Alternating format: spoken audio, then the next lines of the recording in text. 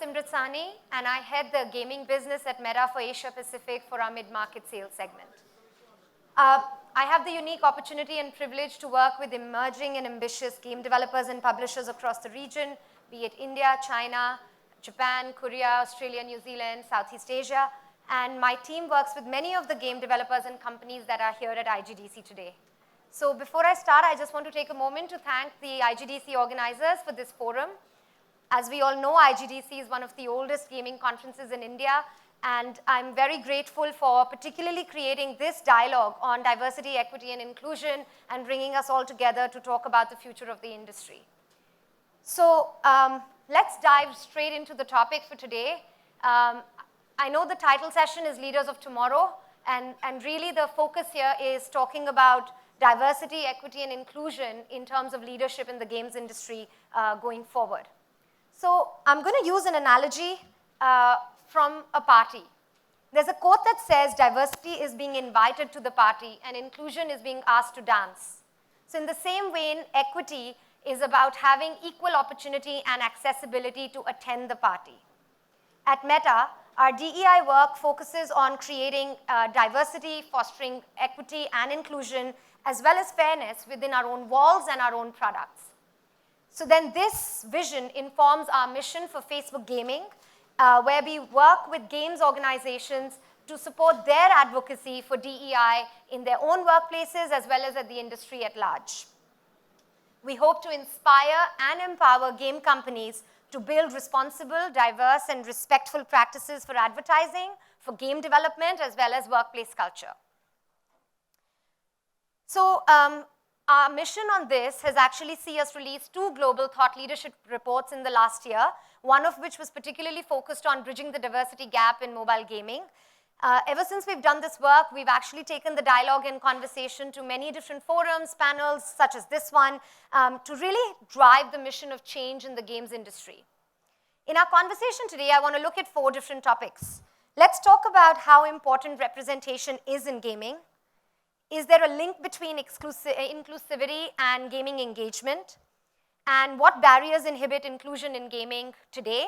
And finally, how can companies deliver a more inclusive message? Let's dive straight into female gamers in India. While nearly half the gaming population globally is made of women, in India specifically, women make up 43% of the entire smartphone gaming population. In fact, the number of women gamers is increasing quite steadily. While the entire gaming industry saw a 70% growth in unique users between July 2020 and April 2021, 49% women actually took to gaming due to the pandemic, as per InMobi's Women Mobile Gaming report. Another very compelling stat from another report, which was released by Google called Play Like a Girl, talks about the fact that 95% of Indian female users who own a smartphone have used them to play mobile games.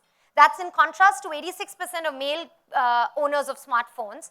And most of these women, in fact, 78% of them, have played games for up to 2 hours on their smartphones.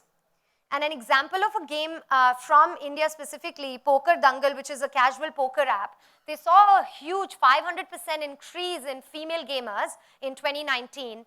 And more than 80% of these were younger audiences under the age of 25.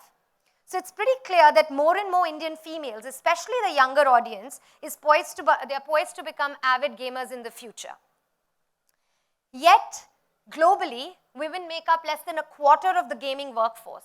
And a resounding 74% of gaming professionals believe that there isn't enough equity or equal treatment and opportunity within the gaming industry. So that's a stark gap. While the game population or our gamers pretty much are moving in the direction of a 50-50 split between females and males, and in many genres, females outpace males in terms of the gamer population, that's actually far from true when we think about diversity and representation in the workforce in the game industry. So we have to ask ourselves what barriers and challenges persist today that discourage women from joining, from progressing, or for fighting against biases. Because it's certainly not for the lack of desire or for the lack of intent to participate. In a recent Forbes study, it was revealed that only 16% of executive positions in gaming globally are filled by women. So there's a critical need for implementing processes and practices that encourage more representation, no matter the background, no matter what biases exist and what stage a woman might be in her life, in her personal life. We want to actively protect the well-being, counteract different biases, even if people want to start families and so on. And I think for my own career story, I have Meta's focus on DEI to thank in large part. And now we don't go about signposting that everything that happens at Meta doesn't have a diversity, equity, inclusion signpost against it. In fact, it's quite center stage, and it's not something that we have to talk about day in and day out. But if I think about my own journey to where I am today, I can largely attribute it to the fact that it's an extremely diverse and inclusive workplace. And when I took on this leadership role in gaming over 3 years ago, I didn't exactly come from a gaming background or from the games industry per se. But what I did have, I had the commercial chops for building a business from the ground up, and that's what the leaders wanted for this specific role. I also had relevant industry experience in helping game publishers monetize their apps and a ton of UA experience in other industries. So if companies can start looking at cognitive diversity and diversity of experience and bridging experiences together rather than looking at exactly, directly relatable experience, that's how we will be able to foster diversity. Speaking of inclusion, once I took on the role, the games organization at Meta, or at that time called Facebook, really took on my diverse background and supported me, carried me through, educated me on the games ecosystem, whether it was about gameplay, game design, the investor landscape, or the broader ecosystem at large, while I was able to bring in my UA knowledge and work with partners and with our teams to really grow this industry forward. And then finally, if I think about one of the natural realities, at least for women in the room, it is about the nature's reality that many of us will choose or will be expected to have families at some point. And that's a pretty big bias that exists in a lot of companies and definitely exists in the gaming industry as well. For me, particularly the games org at Facebook has helped me not only start a family, I ended up having not one but 2 children in my role here.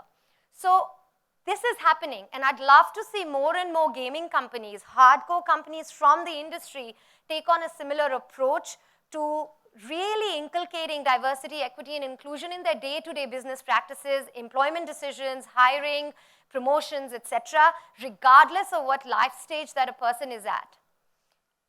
And obviously, this isn't just about women. The conversation around diversity is around all minority groups, underrepresented groups, and other protected groups. In fact, Indian consumers are expecting diversity beyond gender. So in the Ipsos Global Advisory Survey on LGBT+ pride, this was released in, I think, last year, 58% of urban Indians netizens supported companies and brands that actively support LGBT equality. And 60% supported the community being open about their sexual orientation and their identity. Now, there's a long way to go, and there's a lot of work to be done around building psychological safety for the LGBTQ+ community, but we are already starting to see some gradual improvements in the representation of nuances, whereby these are being recognized and included in targeting as well as messaging in the industry. Having said all that, diversity in all forms is lacking in games. So one, we've talked about the lack of diversity in the workforce. A bigger issue is the lack of diversity and representation in game design itself. According to Diamond Lobby, 80% of lead characters in games globally are male characters. More than half of the lead characters in games are white, and less than 10% of the main characters in games are females of non-white ethnicities. Now, these are global numbers, but I can't imagine the stats being a lot different in India, at least as far as the gender representation is concerned. But if you remember from the beginning, if more than half of the population or nearly half the population of gamers is women, we're missing something here. And when we miss representation in games, we're actually losing a business opportunity for growth. So this could be because developer diversity doesn't reflect the gaming audiences that they serve.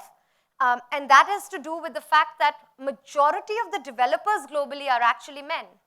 And this goes back to the gap that we see in the workforce in the gaming industry. As per the International Game Developers Association, 61% of game developers are men, while 30% are women and 8% are non-binary. And developers themselves have realized that diversity is important, both in the workplace and in the industry at large. 87% of developers who were surveyed by IGDA said that diversity in the workplace is important because they have been able to correlate it to business results. And we've seen many reports, we've published reports of our own where we have been able to see how underrepresented groups respond to games that have better representation because of diversity in the developer community, which translates into game design as well. So with 3 billion players and counting, and the desire for more diversity increasing, how can we be empowered to take action and make long-lasting and meaningful change? Let's start by understanding that representation matters to gamers.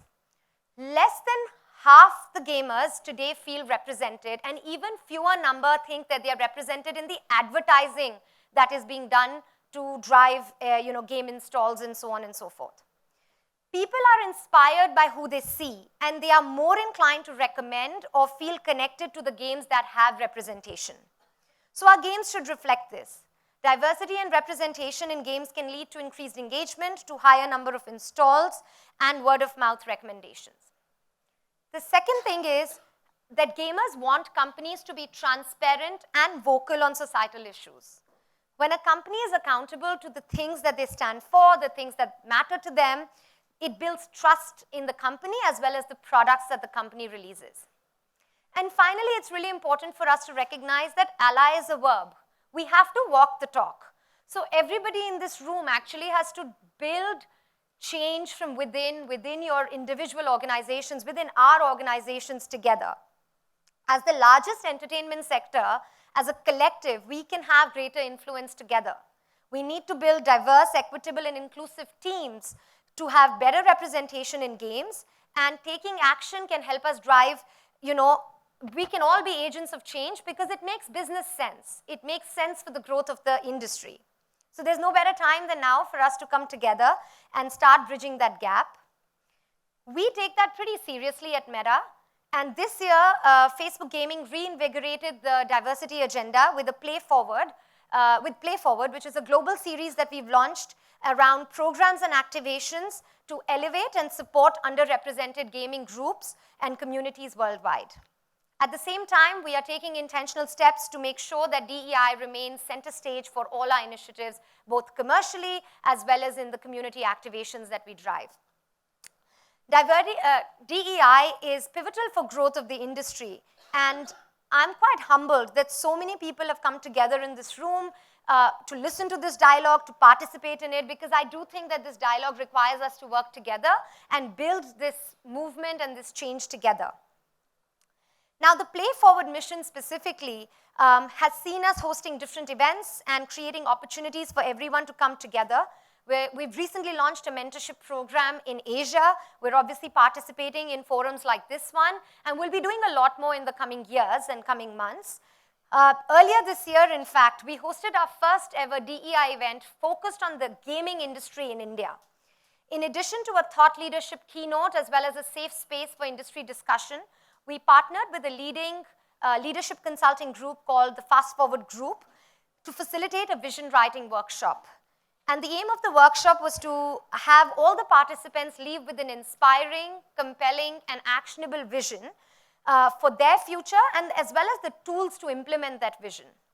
It was very encouraging to see that 88% of the participants were very likely to take action of inclusive business practices or to bring the topic of DEI into their organization. And 100% of the attendees were likely to recommend either that session or future sessions that we host to their industry peers. So we're very excited to take that forward and to continue to build on that platform, on the community that we've created within India in the gaming space, and nudge the industry in the right direction. And we know that more needs to be done. This conversation is not just about women. It's also for minorities, underrepresented communities, and the differently abled in the gaming industry. So my call to action to the room is that we should build the DEI dialogue together and empower change. I look forward to connecting with many of you either today or for the rest of the conference, because I'd love to hear your perspective on the challenges as well as the changes that you're observing in the industry, specifically in India, and ideas that you might have either seen work in your organization or in others to bring about change from a diversity, equity, and inclusion perspective. Thank you all for your time today, and I look forward to seeing you around.